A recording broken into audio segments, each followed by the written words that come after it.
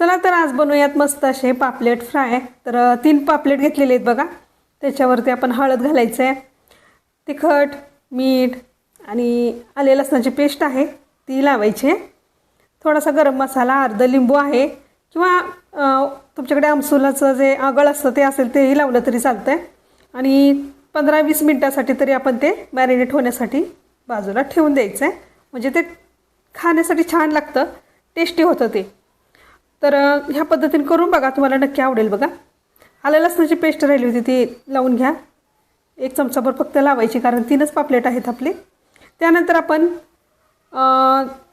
तांदळाचं पीठ आणि जो रवा आहे बारीक तो घेतलेला आहे, त्याच्यामध्ये तिखट आणि मीठ मिक्स करायचं आहे। त्याच्यामध्ये आपले पापलेट आहेत चांगली घोळवून घ्यायचे आहेत, कडकडीत तेलामध्ये छान असे शालो फ्राय करायचे आहेत आणि कुरकुरीत होईपर्यंत तळून घ्यायचे आहेत आपण बारीक गॅसवरती। बघा तयार आहेत आपले पापलेट फ्राय।